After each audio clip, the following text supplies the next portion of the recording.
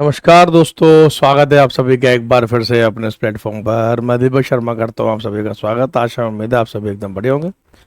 Mission 2025 को ध्यान में रखते हुए SSC, CGL, railway, Delhi police, GS polity की क्लास नंबर 5 की तरफ हम और आप धीरे धीरे आ चुके हैं। इस जीएस की सीरीज में, पॉलिटी की सीरीज में टॉपिक है आज का पार्लियामेंट यानी कि संसद, और पूरे में से पूरे नंबर वाली ही क्लास है ये।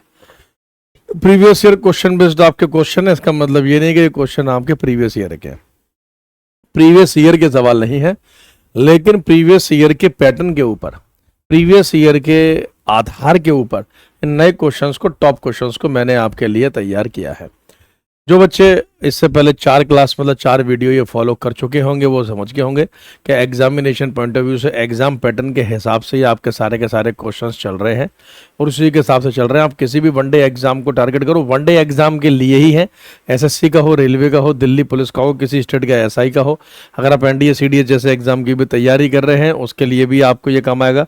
स्टेट पीसीएस के लिए आपके प्री एग्जाम तक ये क्वेश्चन आपके बेहद काम आने वाले हैं। ठीक है, तो अगर आप सीरीज को फॉलो नहीं कर रहे हैं तो आपसे करना शुरू कर दीजिए। इसकी पीपीटी पीडीएफ आपको जीएस बाय दीपक शर्मा के नाम से जो टेलीग्राम है वहां पर आपको मिल जाएगी। तो चलिए इसी के साथ हम शुरुआत करते हैं। क्लास नंबर 5 की प्लेलिस्ट पूरी बनी हुई है। आखिर में मैं आप सबको बता दूंगा किस हिसाब से, किस नाम से प्लेलिस्ट है। बाकी अगर आप इस प्लेटफॉर्म पे आ चुके हैं तो प्ले लिस्ट तो आपको मिल ही गई होगी। इतने समझदार तो आप हैं ही कि प्ले लिस्ट आप ढूंढ सकते हैं। बात हो रही है आज के टॉपिक में आपके पार्लियामेंट की यानी कि संसद की। इस टॉपिक को जरा एक बार समझते हैं, फिर मैं इसके कुछ क्वेश्चंस आपको करवाता हूं। ठीक है, जैसे देखो पार्लियामेंट की अगर हम बात करें, संसद की बात करें, पार्लियामेंट के इस एंगल से आता है। पार्लियामेंट हिंदी में कहते हैं संसद। तो पहले तो पार्लियामेंट का जो देश में काम है वो पार्लियामेंट का काम है मेकिंग ऑफ लॉज, यानी कि कानून को तैयार करना, देश के लिए कानून बनाना। ठीक है, making of laws for the nation, यानी कि राष्ट्र के लिए पूरे कानूनों को तैयार करना ताकि किस कानून की कब आवश्यकता है। मॉडर्न टाइम के हिसाब से, आधुनिक समय के हिसाब से पुराने कानूनों में तब्दीली कर देना, मॉडर्न टाइम के हिसाब से पुराने कानून हटा के कुछ नए कानून को ऐड करना, ये सारा काम पार्लियामेंट के द्वारा किया जाता है। ठीक है, इसी को हम कहते हैं पार्लियामेंट यानी कि संसद। पार्लियामेंट के आपके 3 अंग हैं, यानी कि तीन संस्थाओं को मिलाकर या 3 ऐसे बॉडीज को मिलाकर, अथॉरिटी को मिला के पार्लियामेंट संसद कहा जाता है। सबसे पहले जो पार्लियामेंट का अंग है वो है आपका प्रेसिडेंट, मतलब राष्ट्रपति। पार्लियामेंट का जो अंग है वो है प्रेसिडेंट यानी कि राष्ट्रपति। ठीक है, तो हम पार्लियामेंट के ऑर्गन्स की बात कर रहे हैं, अंगों की बात कर रहे हैं। तो पार्लियामेंट के कुल मिलाकर 3 अंग हैं। अगर ऐसा क्वेश्चन पूछा जाए how many organs parliament has, तो संसद के 3 अंग हैं। इन 3 को मिला के पार्लियामेंट या संसद कहा जाता है। एक पार्लियामेंट का हिस्सा है राज्यसभा, जिसे इंग्लिश में, मतलब वैसे तो राज्यसभा इसका इंग्लिश और हिंदी दोनों का नाम है, लेकिन इसका प्योर इंग्लिश का एक और नाम है काउंसिल ऑफ स्टेट्स।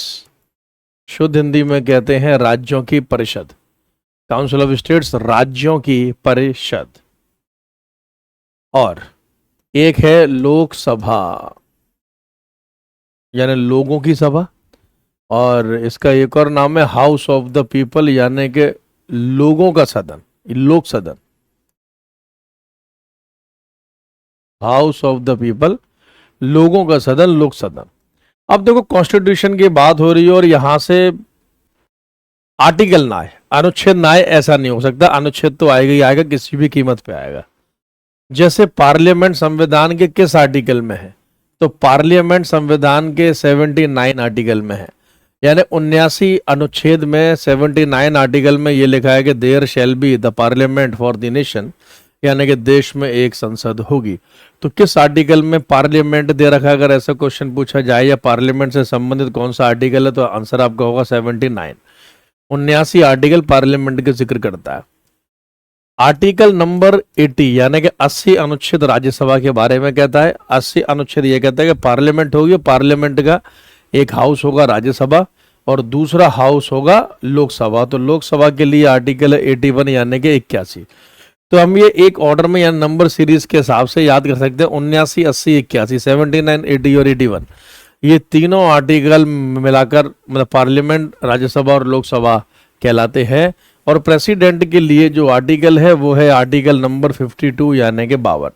तो अनुच्छेद के लिए जो आर्टिकल है वो 52 है राष्ट्रपति के लिए। तो आप एक तो इन्हें ऑर्डर में याद कर लोगे, पार्लियामेंट 79, राज्यसभा 80, लोकसभा 81। ठीक है, आप ऐसे याद कर सकते हैं। और प्रेसिडेंट, राष्ट्रपति के लिए आर्टिकल नंबर आपका है 52 यानी कि 52। मैं एक ट्रिक से याद आपको इसे करवा सकता हूं कि देखो, एक जरा ट्रिक देखो, ये ट्रिक भी लिखते हुए चला करो। एक ट्रिक से याद करवा सकता हूं। मान लो कोई लड़की है जिसका नाम है पारुल। अगर कोई स्टूडेंट देख रही है जिसका नाम पारुल हो तो वो परेशान ना हो, क्योंकि इस ट्रिक और फॉर्मूले का संबंध किसी भी सच्ची घटना के साथ नहीं है। ये काल्पनिक फॉर्मूला है आप सभी को याद कराने के लिए। अगर इस फॉर्मूले की वजह से किसी व्यक्ति विशेष समुदाय की भावना को ठेस पहुंचे तो ये सिर्फ एक संजोगवश है। हमारा उद्देश्य किसी व्यक्ति विशेष समुदाय की भावना को ठेस पहुंचाना नहीं है। तो ये मैंने आपको दिया डिस्क्लेमर, है ना, चेतावनी, मतलब जिसे कहते हैं ना। पारुल कोई लड़की है तो PARU और L यानी पा। तो पा से तो है पार्लियामेंट, एक ही लाइन में अगर याद करने हो तो। रू तो रा से है राज्यसभा, शॉर्ट में आज के बाद राज्यसभा को हम रास लिखेंगे, रास। और एल से है लोस यानी कि लोकसभा, तो आज के बाद लोकसभा को हम लोस लिखेंगे, लोकसभा लॉस और राज्यसभा रास। तो पारुल, ठीक है, पारुल।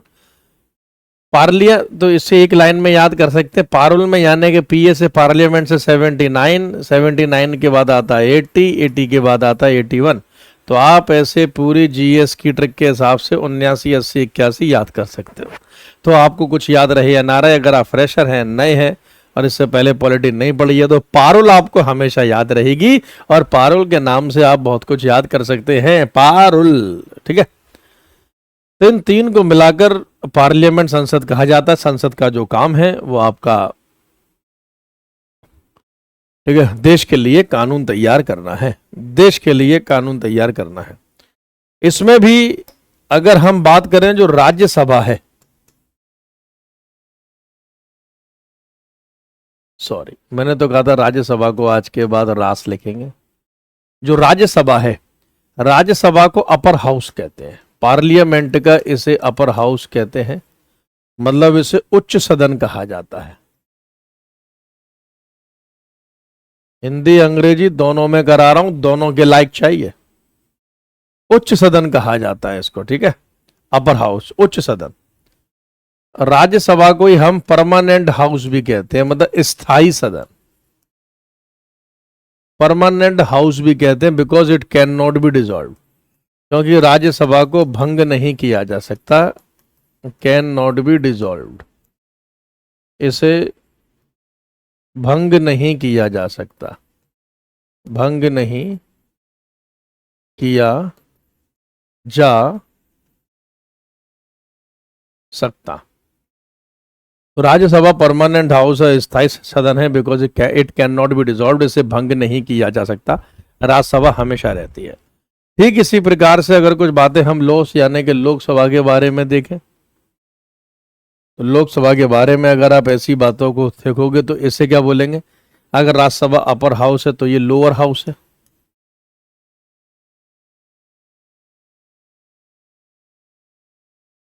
ये निम्न सदन है, ये लोअर हाउस है, ये निम्न सदन है। इसी को नॉन परमानेंट हाउस भी कहते हैं, अस्थायी सदन भी कहते हैं, because it can be dissolve, क्योंकि इसे भंग किया जा सकता है, इट कैन बी डिसॉल्व, इसे भंग किया जा सकता है। हर 5 साल में after every 5 years Lok Sabha can be dissolve, Lok Sabha भंग हो जाती है और लोकसभा के नए इलेक्शन होते हैं, नए चुनाव होते हैं। फिर नए चुनावों में जो पार्टी जीत कर आती है वो अपना प्रधानमंत्री कैंडिडेट यानी प्राइम मिनिस्टर प्रत्याशी को चुनती है और वही व्यक्ति प्रधानमंत्री बनता है। ठीक है, तो ये तो मैंने पार्लियामेंट के बारे में बेसिक जानकारी दी है कि आपको इतनी बेसिक तो पता ही होना चाहिए देश के नागरिक होने के नाते भी और एक एग्जाम का कैंडिडेट होने के नाते भी। चलो क्वेश्चन और सवालों की शुरुआत करते हैं, ढेर लगाते हैं। ये रहा जी आपका पार्लियामेंट के आज के सेशन का पहला सवाल। Who is considered as integral part of the Indian parliament? भारतीय संसद का अभिन्न अंग किसे माना जाता है? प्राइम मिनिस्टर यानी प्रधानमंत्री, वाइस प्रेसिडेंट, उपराष्ट्रपति, प्रेसिडेंट, राष्ट्रपति या chief justice of India, Bharat के मुख्य न्यायाधीश को। अभी तो मैंने आपको बताया कि पार्लियामेंट के 3 ही अंग होते हैं या 3 को मिला के पार्लियामेंट कहा जाता है। अगर उन तीनों में से कोई भी ना हो तो पार्लियामेंट नहीं है, जिसमें आपका है लोकसभा, राज्यसभा और राष्ट्रपति। ये तीनों चाहिए, इन 3 को मिलाकर ही पार्लियामेंट कहा जाएगा, वरना पार्लियामेंट नहीं कहलाएगी। ये तीनों के तीनों आपको मतलब चाहिए, ठीक है, तीनों चाहिए। तो आंसर लगेगा प्रेसिडेंट, राष्ट्रपति। राष्ट्रपति जो है वो पार्लियामेंट का अभिन्न अंग है, इंटीग्रल पार्ट है। इंटीग्रल पार्ट का मतलब है जिसके बिना पार्लियामेंट संसद की कल्पना यानी कि इमेजिनेशन भी नहीं कर सकते। ठीक है, प्रेसिडेंट को हम हेड ऑफ द नेशन भी कहते हैं, राष्ट्र का अध्यक्ष भी कहा जाता है जी। इसे हेड ऑफ द नेशन भी कहा जाता है, राष्ट्र का अध्यक्ष भी कहा जाता है प्रेसिडेंट को यानी कि राष्ट्रपति को। ठीक है, हाउ मेनी मेंबर, ये अगला क्वेश्चन है, सवाल number 2। How many members can be nominated to the Rajya Sabha by the president? राष्ट्रपति राज्यसभा में कितने सदस्यों को नामित कर सकते हैं? राज्यसभा में कितने मेंबर ऐसे हैं जो राष्ट्रपति के द्वारा नॉमिनेट किए जा सकते हैं, मनोनीत किए जा सकते हैं, नामांकित किए जा सकते हैं? 10, 12, 14, 15। ये क्वेश्चन तो आपके एग्जाम्स में ऐसा समझो जैसे कि बहुत ही आसान है, लेकिन मोस्ट रिपीटेड क्वेश्चन में से एक है। ये क्वेश्चन ना पूछा जाए किसी एग्जाम के सेट और शिफ्ट में, ऐसा हो नहीं सकता। जैसे कि राष्ट्रपति राज्यसभा में 12 मेंबर नॉमिनेट कर सकता है, 12 मेंबर तक, और ये 12 मेंबर को नॉमिनेट करेगा फ्रॉम 4 स्पेशल फील्ड्स, 4 विशेष क्षेत्रों से, 4 स्पेशल फील्ड से। कौन से है वो 4 विशेष क्षेत्र? तो एक तो है आर्ट, कला, यानी कला के क्षेत्र से, नाच, गाना, संगीत, ये सब। दूसरा है लिटरेचर, मतलब साहित्य से, कोई पढ़ा लिखा इंसान हो, किताबें वगैरह लिखी हुई है, उपन्यास लिखी हुई है। तीसरा है साइंस, विज्ञान से, कोई वैज्ञानिक है, साइंस में कोई रिसर्च कर रखी है, ठीक है, तो उसे सम्मान देने के लिए। और आखिरी है हमारे जैसे लोग, अरे हम भी तो कहीं जाएंगे, सोशल सर्विस, सामाजिक सेवा। ठीक है, समाज सेवा, जैसे कि मैं आपको एकदम फ्री पढ़ा रहा हूँ, यूट्यूब पे पढ़ा रहा हूँ, यूट्यूब का कोई पैसा आपसे नहीं लिया जा रहा है, तो ये एक प्रकार की समाज सेवा है। और एक समय के बाद राष्ट्रपति जी को लगेगा वाह वाह दीपक सर तो बहुत ही बढ़िया काम कर रहे हैं, ऐसे बहुत बढ़िया, बहुत अच्छे से पॉलिटिक्स समझा रहे हैं, आसानी से पूरा पार्लियामेंट समझा दिया, पूरी संसद समझा दी, बच्चों के एग्जाम के लिए 2-3 क्वेश्चन रेडी करवा दिए, पूरे में से पूरे नंबर वाली क्लास थी दी। तो राष्ट्रपति को अगर लगेगा तो वो सोशल सर्विस यानी कि समाज सेवा के क्षेत्र से मुझे बोलेंगे आइए दीपक सर, और आप राज्यसभा में बागडोर संभालिए, अब आप मेंबर हो चुके हैं, और अब आप बताइए कि शिक्षा के क्षेत्र में हम क्रांति कैसे ला सकते हैं। तब फिर मैं उन्हें बोलूंगा कि सर कलम से क्रांति। ठीक, what is the maximum strength of the Lok Sabha as per the constitution? संविधान के अनुसार लोकसभा की अधिकतम सदस्य संख्या कितनी है? 542, 43, 550 या 52? कितनी है भाई? तो कॉन्स्टिट्यूशन के अनुसार पहले लोकसभा में मैक्सिमम मेंबर हो सकते थे 552, 552, लेकिन अब ये हट गए हैं, क्योंकि इस 552 में ये जो 2 मेंबर हैं आखिरी के, ये एंग्लो इंडियन होते थे, ये आंग्ल भारतीय होते थे। 2 एंग्लो इंडियन को, आंग्ल भारतीयों को राष्ट्रपति मनोनीत कर सकता था, नॉमिनेट कर सकता था, अपॉइंट कर सकता था। अब 2 एंग्लो इंडियन के ये मेंबरशिप को हटा दिया गया, इसे मतलब एंड कर दिया गया। तो अब अगर ये 2 हट गए भाई, 552 - 2 हट गए, तो 585 तो बचे। तो अब लोकसभा में मैक्सिमम 550 हो सकते हैं। अब जो एंग्लो इंडियन कम्युनिटी यानी आंग्ल भारतीय समुदाय से जो लोग होते थे, अब उनके लिए कोई सीट लोकसभा में नहीं है। ठीक है, एंग्लो इंडियन बोले तो ऐसे अंग्रेज, ऐसे इंग्लिश लोग जो आज़ादी के वक्त 1947 में इंग्लैंड लौट के नहीं गए बल्कि वो इंडिया में ही रह गए, उनको मतलब हमने कहा है एंग्लो इंडियन, कहने का मतलब आंग्ल भारतीय। ठीक, सवाल number 4, which amendment act reduce the voting age from 21 to 18? किस संविधान संशोधन अधिनियम ने मतदान की आयु 21 से घटाकर 18 वर्ष कर दी? पहले वोटिंग एज 21 साल थी, फिर 18 साल की हो गई। मतलब 18, एक समय ऐसा था कि 21 साल का व्यक्ति ही वोट डाल सकता है, और एक उम्र ऐसी आई कि नहीं 18 का भी वोट डाल सकता है। तो 21 से 18 के लिए हमने कौन सा अमेंडमेंट किया, कौन सा संशोधन किया? तो मैं कुछ आपको दिखाऊं तो एक आपको एक थॉट दिखा देता हूं, जब तक कोटेशन दिखा देता हूं। जब आपकी कामयाबी बोलेगी तो कोई आपकी डिग्री नहीं देखेगा, ये एकदम हकीकत है। अगर आप कामयाब हैं तो आपसे कोई नहीं पूछते आपके नंबर कितने आए थे, 10th में कितने आए थे, 12th में कितने आए थे, कितने मार्क्स आपके बने थे, कितने मार्क्स आपके नहीं बने थे, या आपने जीवन में क्या कर रखा है। ठीक है, बस कामयाब ही सब कुछ है। जैसे मैं आपको पढ़ा रहा हूं तो आपको क्या मतलब है? आपको मतलब है कि सर हमें अच्छे से पढ़ाएं। किसी ने मेरी डिग्री पूछी? नहीं पूछे। किसी ने मेरे मार्क्स पूछे कि सर आप हमें पॉलिटी पढ़ा रहे हैं, सर आप खुद बताओ कि आपके पॉलिटिकल साइंस में सर ग्रेजुएशन में कितने नंबर आए थे? पूछा? नहीं पूछा।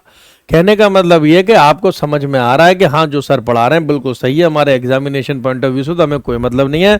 सर अगर 5वीं में 5 बार फेल भी हुए थे तब भी कोई बात नहीं, बस सर हमें पास करा दो कैसे भी। ठीक है, और एज कम कराने के लिए जो अमेंडमेंट हुआ था वो 61वां अमेंडमेंट था। ये देखो, देख के इंसान ज्यादा सीखता है। 61st अमेंडमेंट था, 61वां, जो पार्लियामेंट के द्वारा किया गया था। ठीक है, तो इस क्वेश्चन के ऊपर अगर हम आए तो कौन सा वह अमेंडमेंट हुआ था? 61st अमेंडमेंट, 61वां संशोधन हुआ।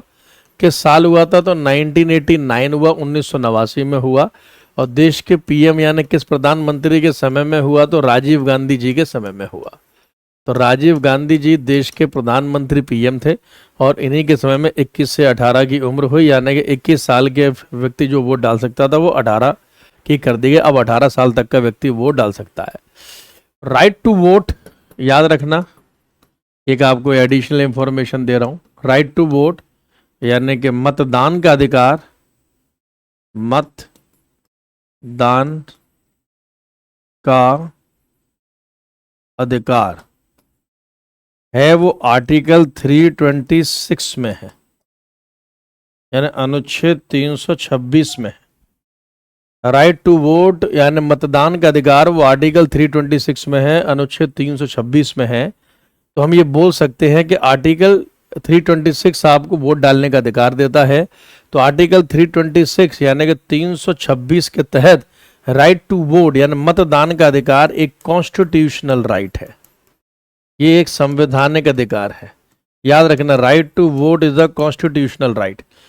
वोट डालने का अधिकार एक मतदान का संवैधानिक अधिकार है, ये फंडामेंटल राइट नहीं है, ये यानी कि मौलिक अधिकार नहीं है, ये लीगल राइट नहीं है, ये कानूनी अधिकार नहीं है, ये आपका कॉन्स्टिट्यूशनल राइट है। ठीक है, सवाल number 5, which house is not subject to dissolution? कौन सा सदन भंग नहीं किया जा सकता? Lok Sabha, Rajya Sabha, both A and B, दोनों के दोनों, या नन ऑफ द अबव, इनमें से कोई नहीं। अभी तो बोला कि राज्यसभा परमानेंट हाउस है, तो आंसर हो जाएगा कि राज्यसभा कभी भी भंग नहीं होता, क्योंकि राज्यसभा परमानेंट हाउस है, ये हमेशा रहता है। लोकसभा हर 5 सालों में भंग हो जाएगा, डिसॉल्व हो जाएगा, नए लोकसभा के इलेक्शन होंगे, नए लोकसभा के चुनाव होंगे, और नए लोकसभा का चुनाव नए प्रधानमंत्री को चुनेगा। ठीक है, तो लोकसभा का कार्यकाल 5 साल का है, बल्कि राज्यसभा का कार्यकाल नहीं होता, राज्यसभा के मेंबर्स का कार्यकाल होता है जो 6 साल है। ठीक है, 6वां क्वेश्चन देखो, which schedule of the Indian constitution deals with the allocation of seats in the Rajya Sabha? भारतीय संविधान की कौन सी अनुसूची राज्यसभा में सीटों के आवंटन से संबंधित है? सेकंड यानी कि दूसरी, थर्ड यानी कि तीसरी, फोर्थ यानी कि चौथी, फिफ्थ यानी कि 5वीं। देखो, कुल मिलाकर हमारे संविधान में शेड्यूल्स कितनी है? अगर ऐसा क्वेश्चन आए कि अनुसूचियां कितनी हैं तो 12 है, कुल मिलाकर 12 अनुसूचियां हैं।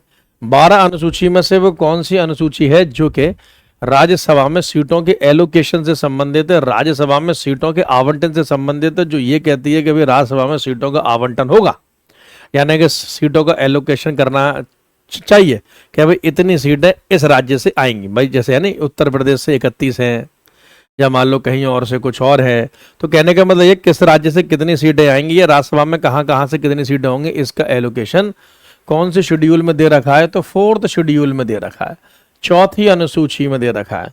क्योंकि 2nd शेड्यूल में तो सैलरी वगैरह है, वेतन वगैरह है, भत्ते वगैरह है, जो कॉन्स्टिट्यूशनल पोस्ट है उनकी। 3rd शेड्यूल में संवैधानिक जो पद है उनकी ओथ यानी कि शपथ है।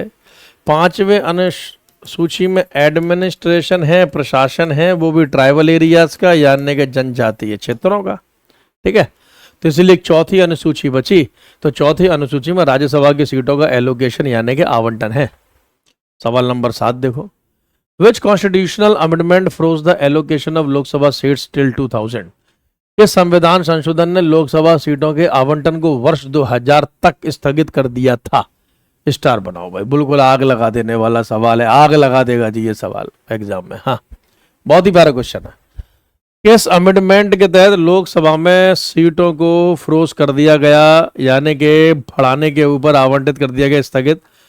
कहा कि भाई मतलब किसी अमेंडमेंट ने ऐसा कहा कि 2000 तक लोकसभा में सीटों को नहीं बढ़ाया जाएगा, 2000 तक सीटों को नहीं बढ़ाया जाएगा।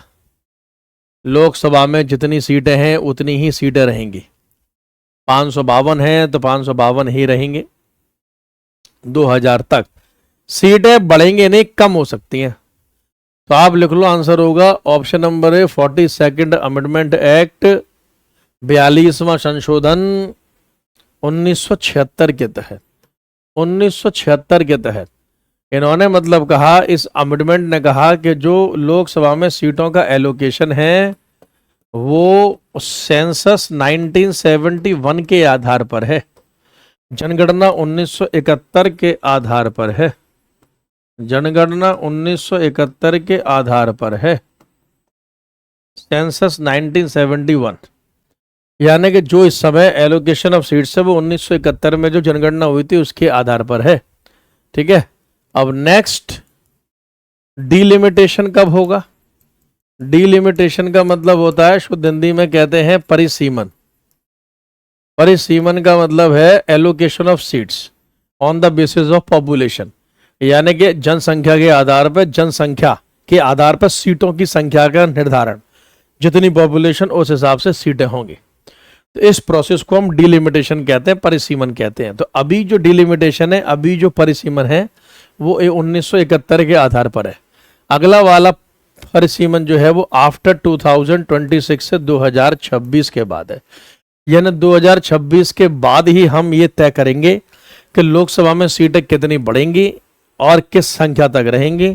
इसलिए आप देखो अभी हाल ही में सरकार के द्वारा लोकसभा और राज्यसभा में बैठने की स्ट्रेंथ बढ़ाई गई है, पार्लियामेंट का साइज बड़ा किया गया है, संसद का साइज बड़ा किया गया है। अगर आप ध्यान से देखेंगे तो, क्योंकि अब 2026 के बाद हो सकता है कि सीटें लोकसभा में राज्यसभा में बढ़ जाएं, और ये काम जो होगा या तो 2021 के सेंसस के आधार पे होगा या 2031 के सेंसस के आधार पे होगा।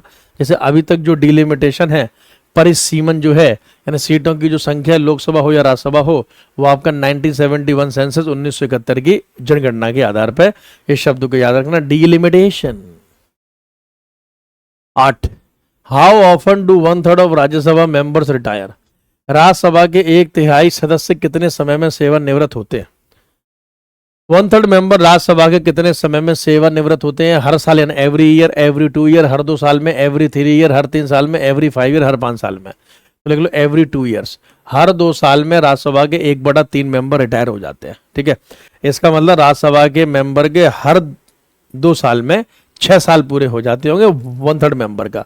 तो राज्यसभा का जो मेंबर है उसका टेन्योर, यानी उसका कार्यकाल तो 6 साल का होता है, 6 ईयर। यानी एक बार अगर आप राज्यसभा के मेंबर बने तो आपका कार्यकाल सामान्यतः है, नॉर्मल कंडीशंस में 6 साल का रहता है। ठीक है, तो 6 साल के लिए आप राज्यसभा के मेंबर बन जाते हैं। लेकिन ये भी सत्य है कि हर 2 साल में 1/3, 1/3 मेंबर रिटायर होते हैं। 1/3 मेंबर रिटायर होते हैं। इसका मतलब हर 2 साल में 1/3 मेंबर कुछ ऐसे होंगे जिनके 6 साल पूरे हो रहे होंगे। जिनके 6 साल पूरे हो रहे होंगे तो लोकसभा के जो मेंबर है उनका कार्यकाल रहता है 5 ईयर्स 5 साल, और राज्यसभा के जो मेंबर है उनका कार्यकाल आपका रहता है 6 ईयर यानी कि 6 साल। ठीक है, चलिए question number 9, what is the minimum age to contest elections for Lok Sabha? Lok Sabha चुनाव लड़ने की न्यूनतम आयु क्या है? 18 साल, 21 साल, 25 साल या 30 साल? देखो 18 साल तो वोट डालने की एज है, ठीक है। 21 साल शादी की उम्र है फॉर बॉयज, और 21 साल में आप लोकल गवर्नमेंट के इलेक्शन लड़ सकते हैं। लोकल इलेक्शन जैसे बोले तो पंचायत यानी सरपंच वगैरह बन सकते हैं आप, सरपंच वगैरह, निगम पार्षद बन सकते हैं 21 साल की उम्र में। 30 साल की उम्र आप किसी राज्य के विधानमंडल में पार्षद बन सकते हैं यानी कि लेजिस्लेटिव काउंसिल में, राज्य विधान परिषद में, और रास यानी कि राज्यसभा के मेंबर बन सकते हैं। तो लोकसभा का मेंबर बनने की उम्र हो गई 25 साल यानी कि 25 ईयर्स। ठीक है, 25 साल की उम्र है लोकसभा का मेंबर बनने की, आंसर सी हो जाएगा। 25 साल ही उम्र एमएलए बनने की है यानी कि मेंबर ऑफ लेजिस्लेटिव असेंबली। कहने का मतलब यह है कि विधायक बनने की है। 25 साल की उम्र ही विधायक बनने की भी है। अगर आप किसी राज्य में विधानसभा के इलेक्शन में खड़ा होना चाहते हैं तो 25 साल की आपको कम से कम उम्र चाहिए। तो हम ये बोल सकते हैं कि 25 साल की उम्र ही है देश का पीएम और सीएम बनने की। एकदम सही बात है। देश का पीएम बनना हो, प्रधानमंत्री, तब भी आपके 25 साल की उम्र चाहिए। किसी राज्य का सीएम बनना हो, मुख्यमंत्री बनना हो, तब भी आपको कम से कम 25 साल की उम्र चाहिए। तो पीएम सीएम बनने के लिए न्यूनतम एज उम्र यानी कम से कम आयु आपकी है 25 साल। तो यही आपको मुझे वीडियो के कमेंट बॉक्स में लिखकर बताना है। एक होमवर्क दे रहा हूं आपको, जो क्लास खत्म होने के बाद आप मुझे बताएंगे। जो बच्चा जब भी इसको देखेगा 1 साल के बाद भी अगर आप इस वीडियो को देखोगे तब भी इसका आंसर बताना कि अगर पीएम और सीएम बनने की मिनिमम एज 25 साल है तो बताओ पीएम और सीएम बनने की यानी मुख्यमंत्री प्रधानमंत्री बनने की मैक्सिमम एज कितने साल तक हो सकती है? मैक्सिमम एज, अधिकतम आयु आपको बतानी है। मिनिमम एज कम से कम 25 साल है तो अधिकतम आयु यानी इस उम्र से ऊपर का व्यक्ति पीएम या सीएम यानी प्रधानमंत्री या फिर आपका मुख्यमंत्री नहीं बन सकता। अगर इस हिसाब से क्वेश्चन पूछे जाए तो आंसर आपका क्या लगेगा जी? इस हिसाब से क्वेश्चन पूछा जाए तो आंसर आपका क्या लगेगा जी? ठीक है, आपको यह बताना है जी मुझे। ठीक है, अगला क्वेश्चन देखो आप।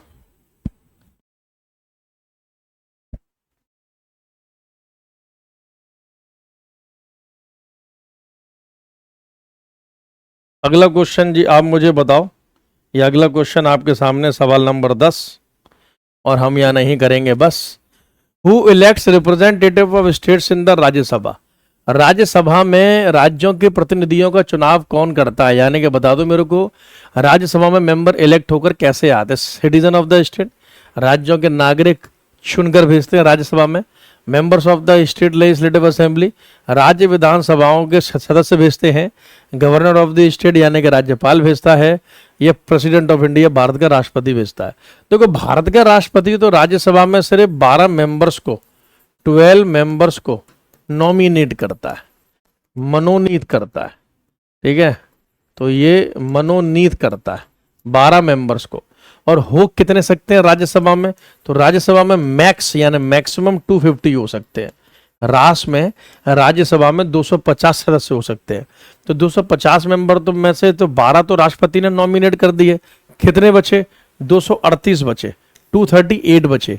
तो ये जो 238 मेंबर है, 238 जो आपके मेंबर्स हैं, इनका चुनाव कौन करता है? क्वेश्चन आपसे ये पूछ रहे हैं। मैंने पूरा पोस्टमार्टम करके आपको बता दिया है क्वेश्चन का। अब आप शिकार कर सकते हैं, शिकारी बन सकते हैं। तो 238 यानी कि जो 238 मेंबर है इनको कौन इलेक्ट करता है, कौन इन्हें चुन चुनकर भेजता है? तो इसका आंसर हो जाएगा ऑप्शन नंबर बी, एमएलए चुन चुन के भेजते हैं। मेंबर ऑफ लेजिस्लेटिव असेंबली, इन्हीं को हम कहते हैं विधायक। तो राज्यों के विधायक चुन चुन कर भेजते हैं, राज्यों के जो विधायक होंगे वो चुन चुन कर आपको मतलब राज्यसभा के मेंबर्स को भेजेंगे, चुन चुन कर, समझ गए। अब जैसे मान लो कि यूपी है, मैं एक एग्जांपल आपको मतलब देता हूँ, एक साधारण सा यूपी है। यूपी में कितने एमएलए हैं, तो यूपी में 403 एमएलए हैं, और यूपी की सीटें राज्यसभा में कितनी हैं, तो 31 हैं। तो ये 31 मेंबर कौन से होंगे, इसका फैसला ये 403 मेंबर के द्वारा किया जाएगा। ये 403 मेंबर ये 31 मेंबर्स को इलेक्ट करेंगे या चुन चुन के समय समय पर भेजते रहेंगे। जैसे कि मान लो देश की राजधानी दिल्ली है, और दिल्ली में राज्यसभा के मेंबर कितने हैं, 3, यानी कि दिल्ली से राज्यसभा में कितने मेंबर जाएंगे या वहां पर जाकर बैठेंगे, 3। और दिल्ली की विधानसभा में यानी एमएलए कितने हैं, 70।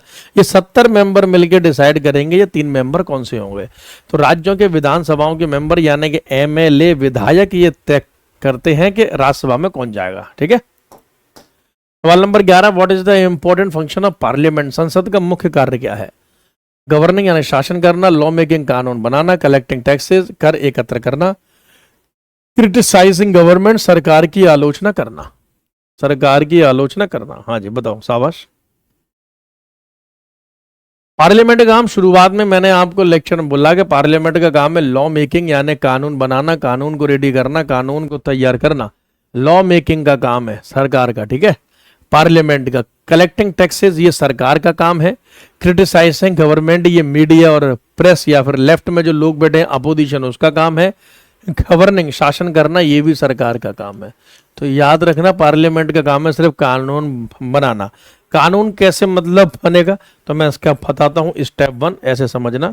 स्टेप 1 में क्या होगा, स्टेप 1 में होगा कि लोकसभा या राज्यसभा में से, जैसे कि राज्यसभा ने एक कोई बिल पास कर दिया, बिल पास कर दिया, पारित कर दिया। स्टेप 2 में मतलब ये बिल पास हो गया, लोकसभा में गया, फिर लोकसभा ने भी पास कर दिया, पारित कर दिया। स्टेप 3, ये चीज इतनी आसान होती नहीं जिससे, लेकिन स्टेप यही है, ठीक है। फिर ये प्रेसिडेंट के पास गया और प्रेसिडेंट ने बिल यानी कि विधेयक के ऊपर अपने साइन कर दिया, हस्ताक्षर कर दिया। तब आपका कोई भी देश में नया एक्ट, नया कानून, नया अधिनियम बन जाता है। तो लोकसभा से बिल पारित होगा, राज्यसभा से बिल पारित होगा और राष्ट्रपति के सिग्नेचर होंगे तो कोई भी बिल आपका एक्ट या फिर कानून बन जाएगा। सवाल number 12, in a parliamentary system the executive is responsible to. संसदीय प्रणाली में कार्यपालिका किसके प्रति जिम्मेदार होती है। विधायिका यानी लेजिस्लेचर, जुडिशरी न्यायपालिका, पीपल लोगों के लिए, नन ऑफ दिस इनमें से कोई नहीं। तो कार्यपालिका यानी एग्जीक्यूटिव किसके लिए जिम्मेदार है, सबसे पहले समझो एग्जीक्यूटिव क्या होती है, कार्यपालिका क्या होती है। कार्यपालिका का मतलब है जो कानून को लागू कर रहा है, यानी एग्जीक्यूटिव का मतलब यह है जो देश में इम्प्लीमेंटेशन का काम करता है, कानून को लागू करने का काम करता है। जो भी कानून बने उनको लागू किया जाएगा। लागू करने का काम किसका है, जैसे कि पीएम प्रधानमंत्री, और किसका काम है मिनिस्टर्स मंत्री, और किसका काम है एग्जीक्यूटिव का हिस्सा ही होता है प्रेसिडेंट यानी कि राष्ट्रपति। इन सब को मिलाकर या फिर जैसे आईएएस ऑफिसर, गवर्नमेंट के अधिकारी, ये सब आपके एग्जीक्यूटिव कार्यपालिका का भाग है। तो अगर मान लो प्रधानमंत्री या मंत्री कोई बदतमीजी करते हैं या फिर ये अपनी शक्तियों का गलत प्रयोग करते हैं, दुरुपयोग करते हैं, या फिर ये मंत्री लोग सही से काम नहीं कर रहे हैं, तो ये कहाँ अकाउंटेबल है, ये कहाँ जवाबदेही हैं, तो ये जाके जवाबदेही है लोकसभा और राज्यसभा में, ठीक है। और उसमें भी मेनली लोकसभा में, क्योंकि लोकसभा से चुन चुन कर आए, तो आंसर हो जाएगा लेजिस्लेचर, यानी विधायिका के लिए जिम्मेदार है। विधायिका के स्थान पे हम यह पार्लियामेंट भी लिख सकते थे कि देश की विधायिका मतलब पार्लियामेंट, देश की विधायिका मतलब पार्लियामेंट, संसद। ये पार्लियामेंट बोले तो विधायिका, विधायिका बोले तो वो जो कि देश के लिए विधि विधान तैयार करती है, ठीक है, कहने का मतलब कानून को तैयार करती है, तो पार्लियामेंट के लिए जिम्मेदार है। पार्लियामेंट में भी मुख्यतः लोकसभा के लिए उत्तरदायी है। अगर क्वेश्चन थोड़ा तोड़ मरोड़ के पूछ लिया जाए, थोड़ा घुमा फिरा के पूछ लिया जाए, तो वो भी ये लोकसभा के लिए उत्तरदायी है, लोकसभा के लिए अकाउंटेबल है, ठीक है। सवाल number 13, how many seats are reserved for union territories in the Lok Sabha. Lok Sabha में केंद्र शासित प्रदेशों के लिए कितनी सीटें आरक्षित हैं। 10 सीटें हैं, 15 सीटें हैं, 20 सीटें हैं, 30 सीटें हैं। How many seats are reserved for union territories in Lok Sabha. तो लोकसभा में यूटीज के लिए कितनी सीटें हैं। देखो लोकसभा में कुल मिलाकर सीटें इस समय 550 हैं, जिसमें से 530 सीटें स्टेट से इलेक्ट होकर आते हैं मेंबर, यानी 530 मेंबर स्टेट से आते हैं। तो बचे कुछ 20 मेंबर कहाँ से आएंगे? बचे कुछ 20 मेंबर यूटी यानी यूनियन टेरिटरी से आएंगे। तो आंसर आपका हो जाएगा ऑप्शन नंबर सी कि there are total 20 seats in Lok Sabha reserved for the UT यानी यूनियन टेरिटरी से, केंद्र शासित प्रदेशों से इलेक्ट होकर चुन चुनकर कितने आते हैं? 20 मेंबर आते हैं। ठीक है, जैसे जिसमें से 7 सीटें दिल्ली से हैं, कहीं कहीं से 1 होगी, कहीं कहीं से 2 होंगी, कहीं कहीं से 3 होंगी, ऐसे कुल मिला के 7 सीटें हैं। सवाल number 14, the head of the Indian parliamentary system is the, भारतीय संसद प्रणाली का प्रमुख कौन होता है? बताओ, इंडियन पार्लियामेंट्री सिस्टम का हेड कौन है? प्रेसिडेंट है, प्राइम मिनिस्टर है, स्पीकर ऑफ द लोकसभा है, स्पीकर ऑफ द राज्यसभा है, कौन हेड है? तो आप इसका आंसर लगा लेना, राष्ट्रपति हेड है। राष्ट्रपति हेड है इंडिया में, ठीक है, और प्राइम मिनिस्टर रियल हेड है, ये वास्तविक अध्यक्ष है। तो वैसे अगर सिर्फ हेड लिखा हो तो राष्ट्रपति, रियल हेड लिखा हो तो प्रधानमंत्री हो जाएगा, वास्तविक अध्यक्ष है। आपको पता है कि प्रेसिडेंट जो है यानी कि राष्ट्रपति जो है वो नॉमिनल हेड है, वो नाम मात्र का मुखिया है, और नाम मात्र के मुखिया को डीजीओर कहा जाता है। पॉलिटी की भाषा में हम इसे डीजीओर कहते हैं, DEJURE, इंग्लिश और हिंदी और सभी में डीजीओर कहा जाता है। डीजीओर शब्द का मतलब ही नॉमिनल हेड है। और पीएम जो है यानी प्रधानमंत्री जो है वो एक प्रकार का डिफेक्टो है, वो एक प्रकार का डिफेक्टो है। डिफेक्टो शब्द का मतलब ही होता है रियल हेड यानी कि वास्तविक मुखिया। तो ये 2 शब्द आप नहीं याद कर लें, डिफेक्टो, डीजीओर। डीजीओर का मतलब नाम मात्र का मुखिया, डीजीओर का मतलब नॉमिनल हेड जो होता है वो, और डिफेक्टो का मतलब रियल हेड यानी कि असली मुखिया। सवाल number 15, lower house of the Indian parliament is known as, भारतीय संसद के निचले सदन को क्या कहा जाता है? तो लोअर हाउस को तो मैंने अभी बताया कि लोकसभा कहा जाता है, यानी कि lower house of the parliament is called as Lok Sabha, हम इसे लोकसभा कहते हैं। राज्यसभा को भाई मतलब हम कहते हैं अपर हाउस, उच्च सदन। विधानसभा को स्टेट का लोअर हाउस कहते हैं, यानी कि राज्य में निम्न सदन कहा जाता है, और विधान परिषद को स्टेट का यानी कि राज्य में अपर हाउस यानी कि उच्च सदन कहा जाता है। ठीक है, सवाल number 16, who has right to convene the joint session of the 2 houses of the parliament? Bharat में संसद के दोनों सदनों की संयुक्त बैठक बुलाने का अधिकार किसके पास है? मान लो लोकसभा और राज्यसभा है, दोनों के बीच में किसी मैटर को लेकर, किसी मामले को लेकर कोई डिस्प्यूट हो गया, डेडलॉक की कंडीशन पैदा हो गई। पॉलिटी की भाषा में बोले तो डेडलॉक की कंडीशन पैदा हो गई, शुद्ध हिंदी बोले तो गतिरोध की स्थिति उत्पन्न हो गई। गतिरोध यानी कि एक हाउस ने पास कर दिया, एक हाउस पास नहीं कर रहा है, या एक हाउस बोल रहा है पास होगा, एक हाउस बोल रहा है पास नहीं होगा, 50-50 की कंडीशन मतलब हो गई है। तो ऐसी स्थिति में पार्लियामेंट का जॉइंट सेशन आता है, यानी संयुक्त बैठक आती है, दोनों हाउसेस से कुछ कुछ मेंबर लेकर एक संयुक्त बैठक करी जाती है अंडर आर्टिकल अनुच्छेद 108 यानी कि अनुच्छेद 108 के अंतर्गत। आर्टिकल 108 जो है, अनुच्छेद 108 जो है वो ज्वाइंट सेशन की बात करता है, संयुक्त बैठक की बात करता है। तो ज्वाइंट सेशन को अपॉइंट करने का अधिकार किसे है, ये क्वेश्चन पूछ रहा है, तो आंसर हो जाएगा द प्रेसिडेंट, राष्ट्रपति।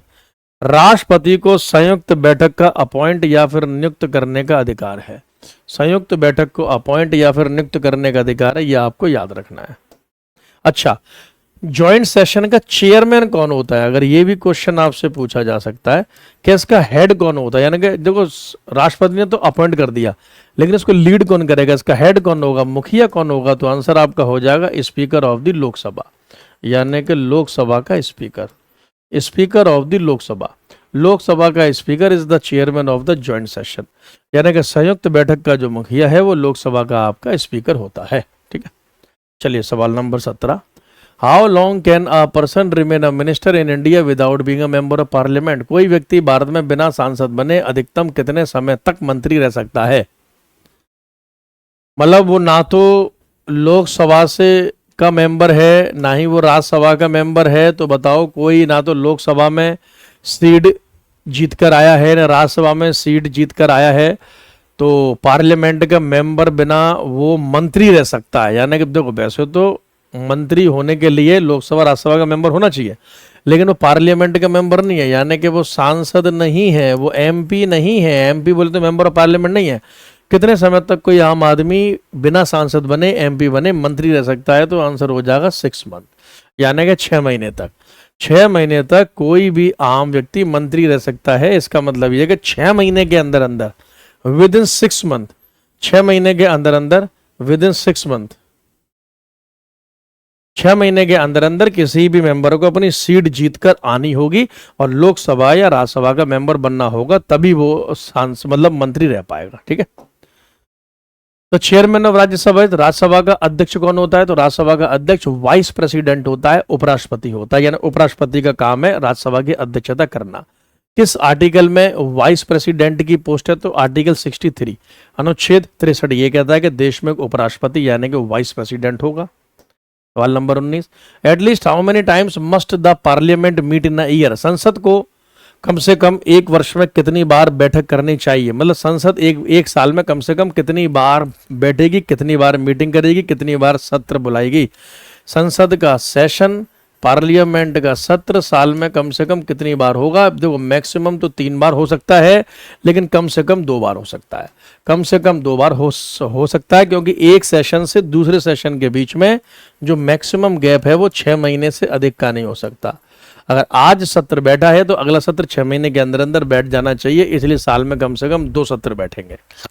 इसके ऊपर मैं क्लास अलग से भी लूंगा, सत्र आपको बहुत अच्छे से समझा दूंगा। ठीक है, एक वीडियो बना दूंगा बहुत छोटी सी।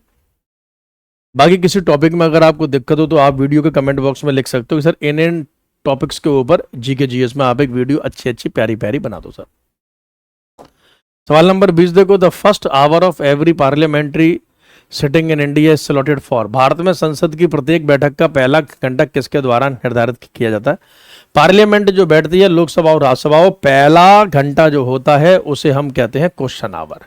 पहला घंटा जो होता है उसे कहते हैं प्रश्नकाल, और ये लगभग सुबह के 11 AM 11 बजे के आसपास होता है। क्वेश्चन आवर के बाद आता है 0 आवर, जो लगभग 12 नून यानी कि दोपहर में 12 बजे के आसपास होगा। क्वेश्चन आवर का मतलब यह है कि आप संसद में कोई भी सवाल पूछ सकते हैं राष्ट्र हित को लेकर, लोगों के हित को मतलब लेकर। ठीक है, तो क्वेश्चन आवर के ऊपर एक मैं छोटा सा वीडियो आपके लिए बनाऊंगा और एक सेशंस के ऊपर एक छोटा सा वीडियो आपके लिए बनाऊंगा। ठीक है, आज जो हमने अभी ये जो क्लास करी ये आपकी पॉलिटी की क्लास नंबर 5 थी, पार्लियामेंट संसद के क्वेश्चन करे। अब हम पार्लियामेंट पार्ट 2 भी करेंगे, यानी संसद के कुछ दूसरे क्वेश्चन और मैं आपको कराऊंगा क्लास नंबर 6 में। जीएस बाय दीपक शर्मा के नाम से टेलीग्राम ज्वाइन कर लो, वहाँ पर आपको PDF PPT मिलती रहेगी जो बच्चे इस प्लेटफॉर्म पर नए हैं। जीएस पॉलिटी MCQ बाय दीपक सर के नाम से प्लेलिस्ट बनी हुई है, आप उस प्लेलिस्ट को फॉलो करें, वहाँ पर आपको ये सारे क्लासेस देखने के लिए मिल जाएंगे। बाकी कोई भी बात हो वीडियो में कमेंट लिखकर अवश्य आप लिखें। मंडे टू फ्राइडे, सोमवार से शुक्रवार ये क्लास लगभग रेगुलर बेसिस पर आपको शाम को 8 बजे के आसपास मिलती है। 8 बजे के आसपास मैं इस क्लास को आपके लिए अपलोड कर देता हूँ, इसलिए 8 बजे तैयार रहा करो, रात को रिविजन कर ही मतलब सोया करो। Thank you so much, bye bye, take care, all the very best guys, good night, धन्यवाद।